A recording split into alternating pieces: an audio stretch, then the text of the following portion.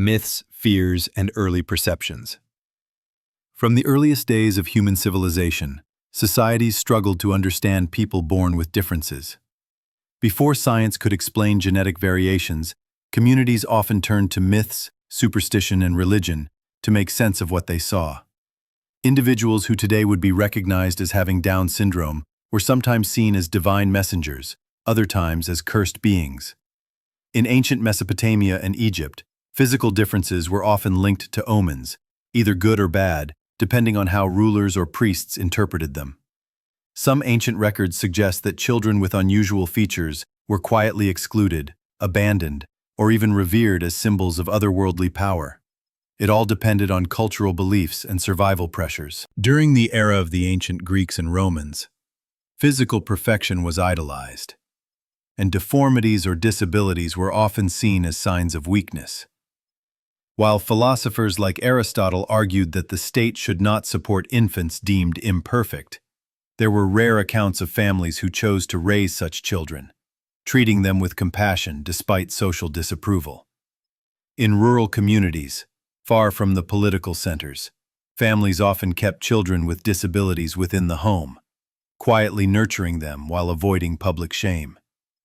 Yet in many cases, silence and invisibility were the price of survival. The Middle Ages introduced a new dynamic. With Christianity spreading across Europe, religious interpretations became dominant.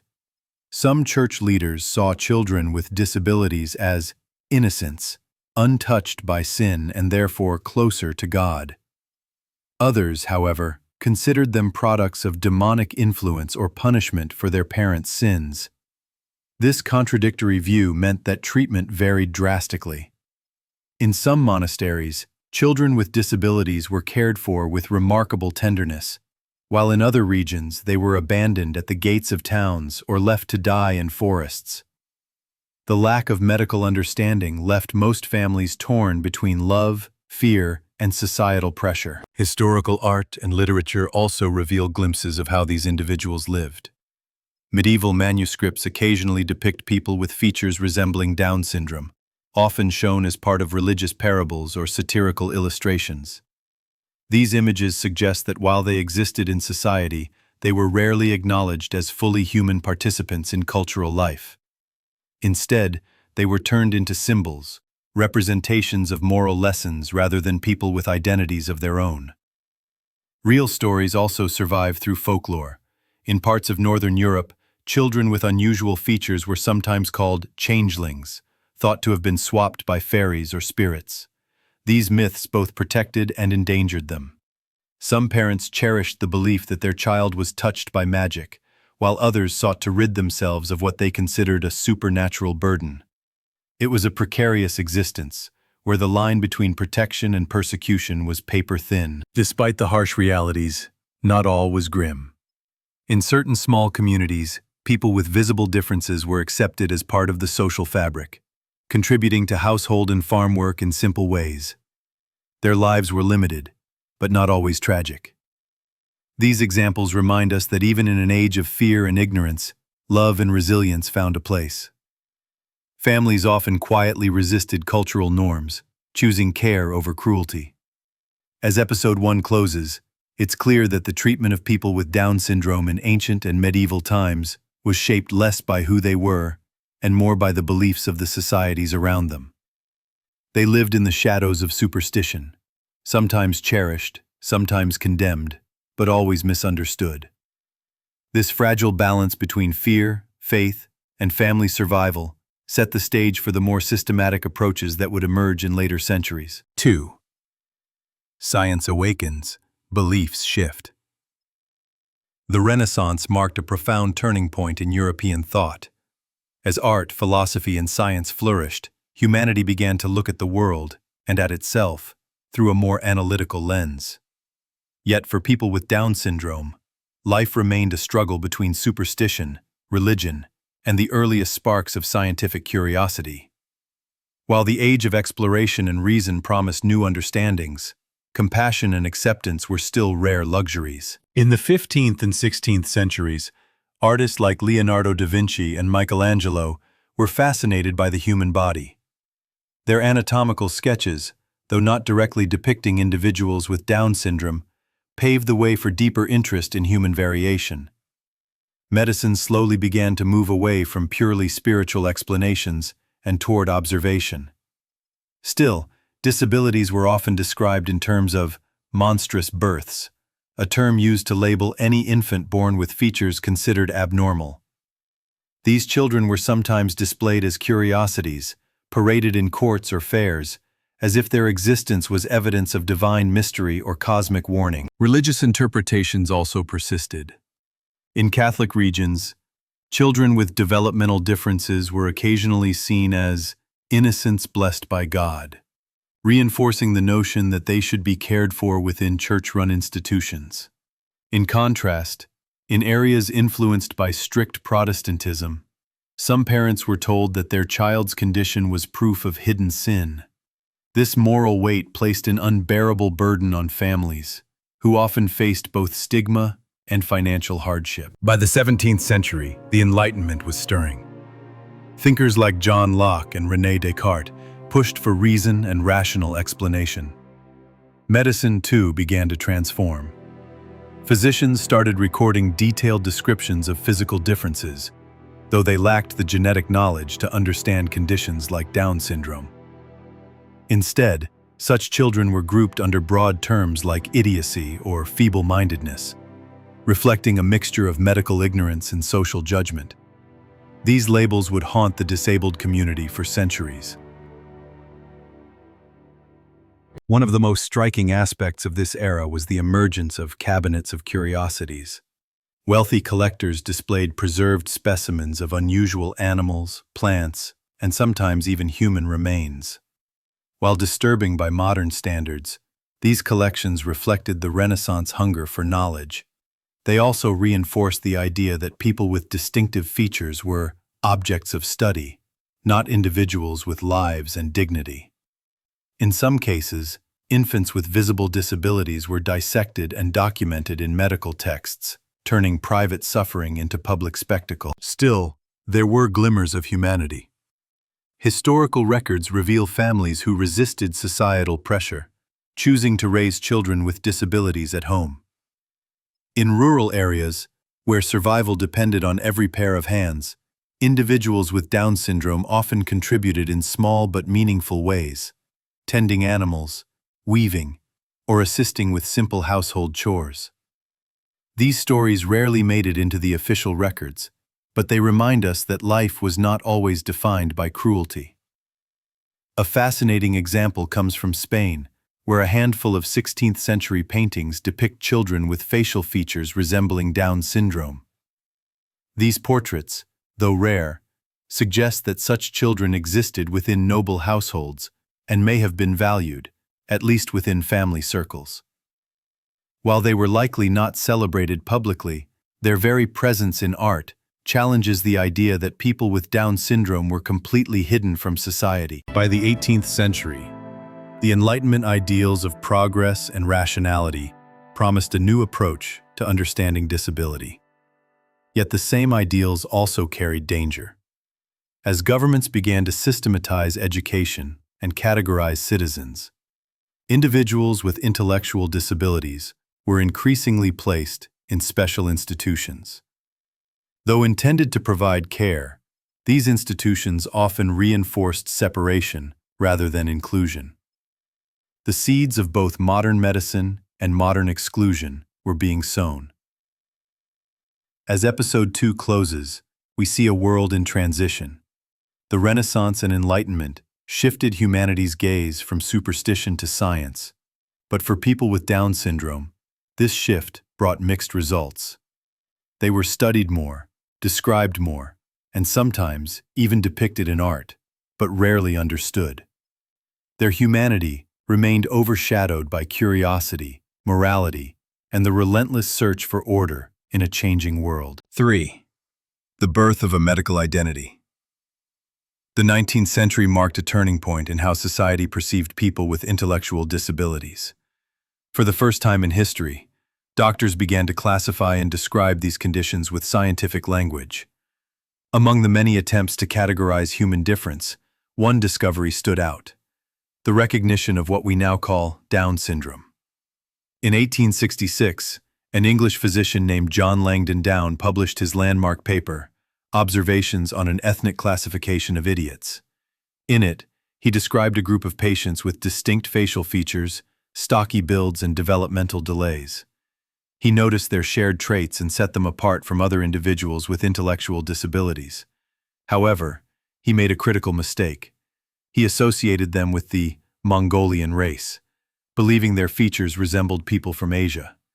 For decades, the condition was referred to as Mongolism, a term now rightly recognized as offensive and inaccurate. Despite the flawed terminology, Langdon Down's work was groundbreaking. For the first time, people with this condition were identified as a group with specific characteristics, rather than being lumped together under vague labels like idiot or simpleton. Families now had a name, however imperfect, for what they were experiencing. This medical recognition was both a step forward and a step backward. It gave visibility, but it also reinforced stereotypes and racialized misunderstanding. The 19th century also witnessed the rise of institutions. With urbanization and industrialization, families often struggled to care for children with disabilities. Governments and charities established idiot asylums and training schools, claiming to provide education and protection. At first, some of these places offered structured routines, basic education, and even vocational training. The idea was to civilize and rehabilitate those considered unfit for normal life. But over time, institutions grew overcrowded and underfunded. What began as an experiment in education turned into custodial care, where residents were warehoused rather than nurtured. Conditions varied widely. A few institutions offered compassionate environments, but many descended into neglect, with individuals treated as burdens rather than human beings. Personal stories from this era reveal the complexity of life with Down syndrome. In rural England, parish records describe children who were baptized, raised within their families, and quietly included in community life. They were not celebrated, but they were not always cast aside either. Meanwhile, in urban centers like London and Paris, children with developmental differences were more likely to end up in hospitals or asylums, separated from their families. One poignant example comes from a French family in the late 1800s. Letters from a mother describe her deep love for her daughter, who likely had Down syndrome. She wrote about the child's laughter, her ability to learn simple tasks, and her joy in singing. Yet, despite the mother's devotion, the family faced constant pressure from neighbors and doctors to institutionalize the girl. The mother resisted for years, but eventually, under financial strain, she had no choice. Her daughter lived the rest of her life in a state-run asylum. Meanwhile, scientific curiosity was growing. Doctors across Europe began to study people with developmental disabilities, documenting their physical traits, behaviors, and family histories. In Germany, medical researchers debated whether conditions like Down syndrome were hereditary or caused by environmental factors. No one yet understood the genetic basis. It would take nearly a century before the extra chromosome was identified, but the groundwork for modern genetics was being laid. Public perception, however, was slower to change. In Victorian society, appearance and morality were closely linked. Families with a child who looked different often felt shame, hiding them from visitors or avoiding social gatherings. Disability was still stigmatized as a flaw, something that reflected poorly on family honor.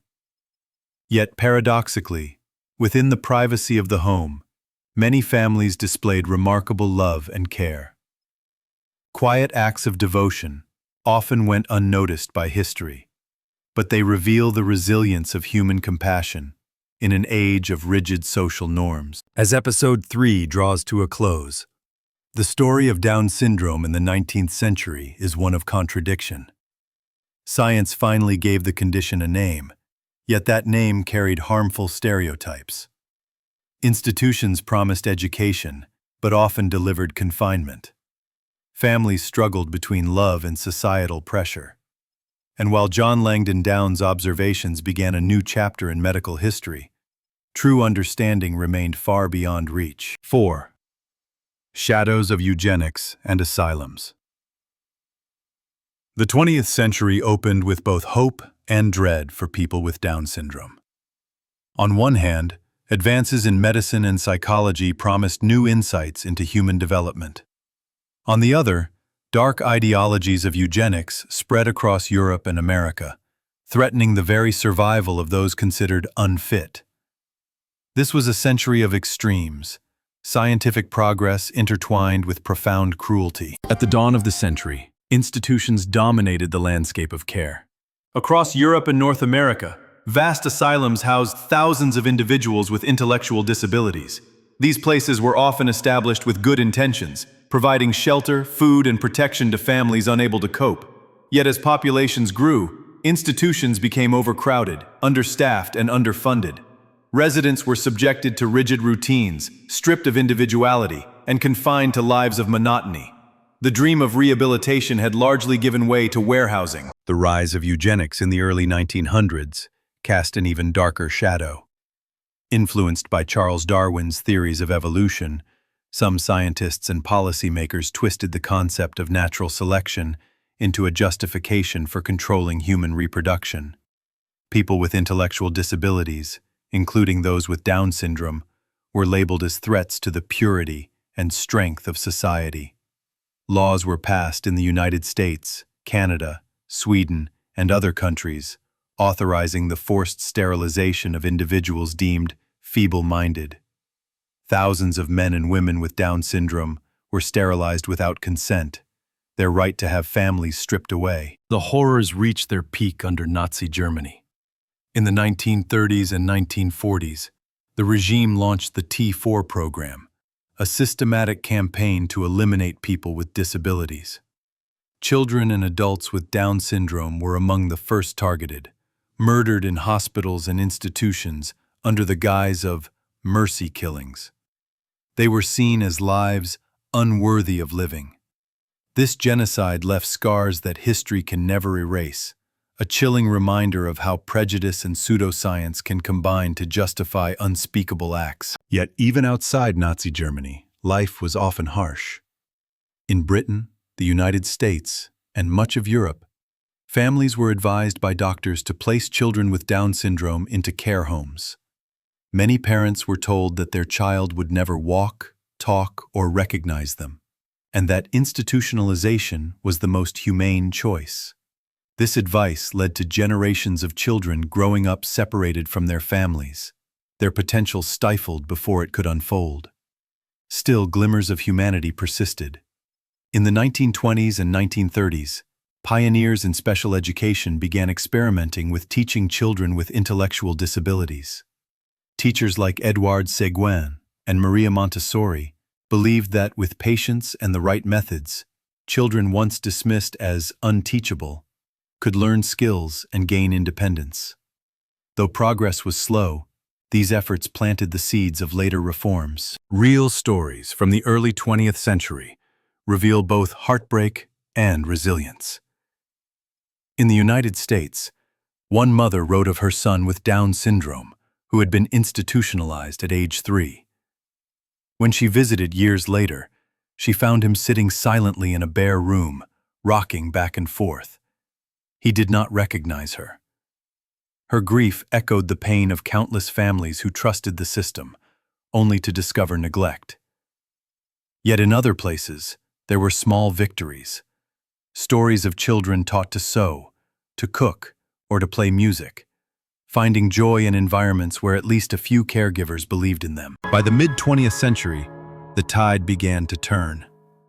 After World War II, the horrors of eugenics were exposed, and human rights became a central global concern. The Universal Declaration of Human Rights in 1948 challenged the very notion that some lives were less valuable than others. Slowly, societies began questioning the ethics of institutionalization and sterilization. Parents' groups emerged, demanding education, medical care, and respect for their children. Advocacy was gaining a voice. As Episode 4 closes, the story of the early 20th century is one of deep shadows.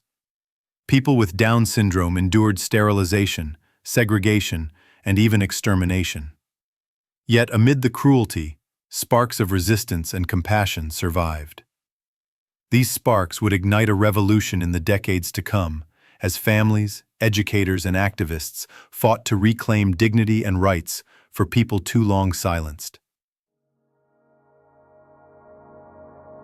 Rights, education, and new hope. The second half of the 20th century brought a profound shift in how people with Down syndrome were treated.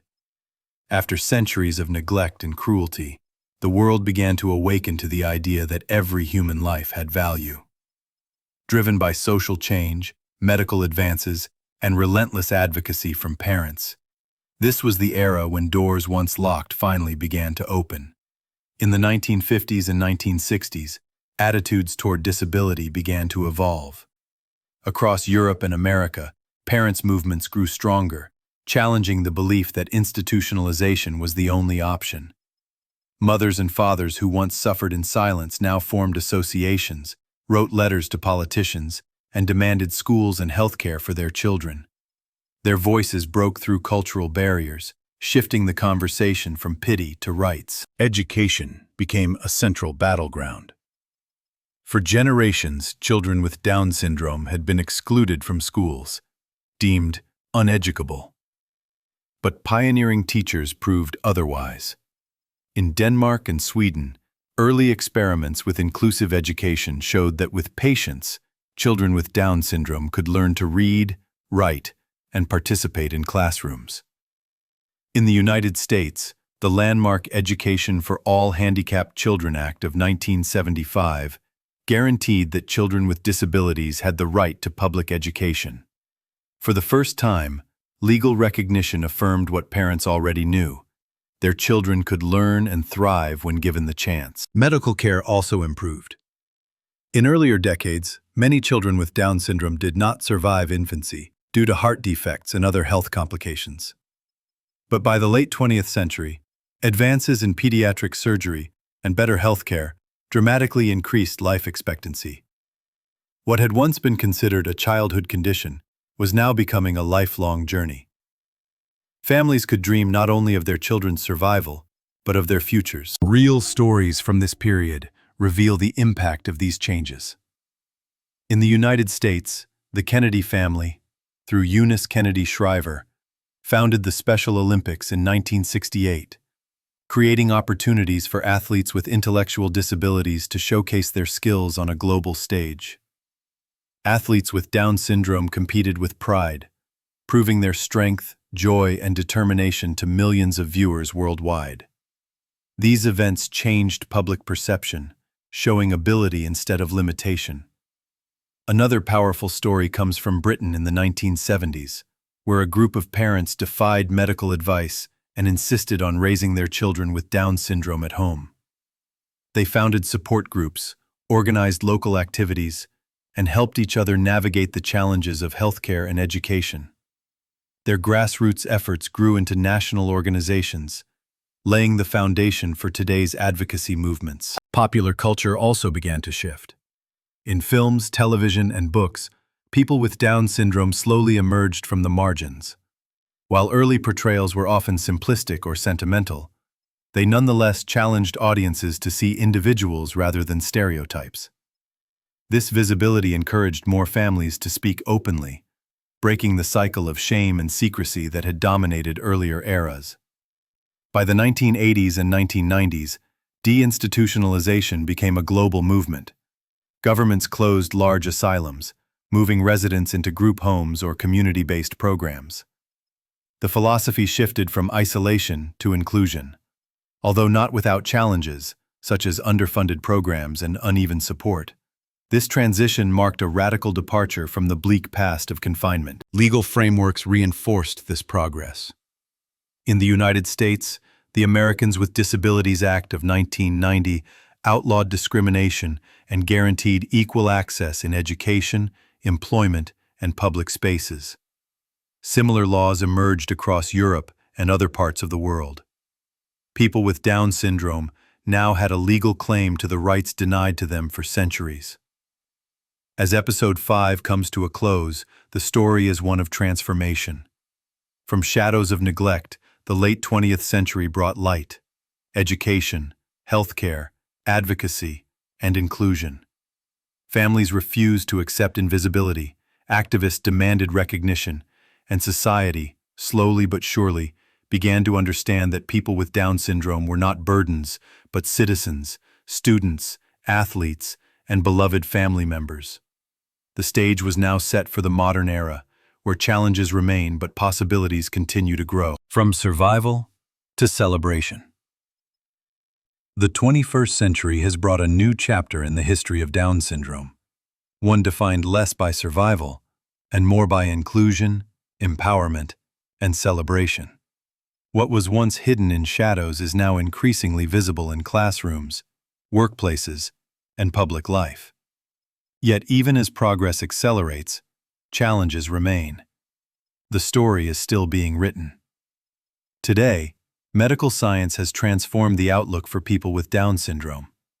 Advances in prenatal screening allow families to prepare for or, controversially, to decide against pregnancies.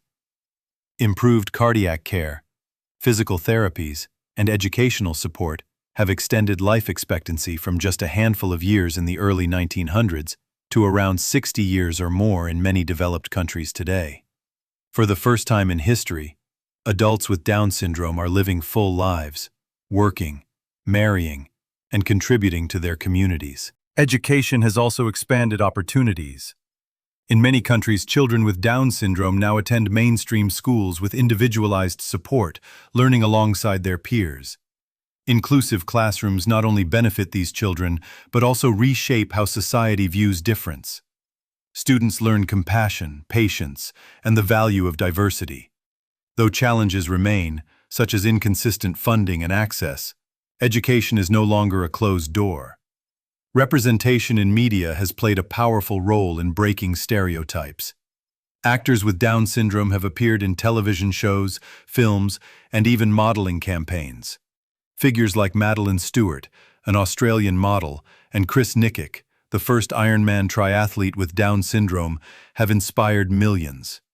Their achievements prove that limitations are often imposed by society, not by ability. Real stories continue to highlight the humanity behind the diagnosis. One example comes from Spain, where Angela Bachiller became the first city councilwoman with Down syndrome in 2013. Her election shattered barriers, showing that political leadership was not out of reach. Another story is of Pablo Pineda, a Spanish actor and educator who became the first person with Down syndrome in Europe to earn a university degree. These achievements remind the world that inclusion is not just a dream, it is reality when opportunities are given. Cultural shifts have also transformed family life.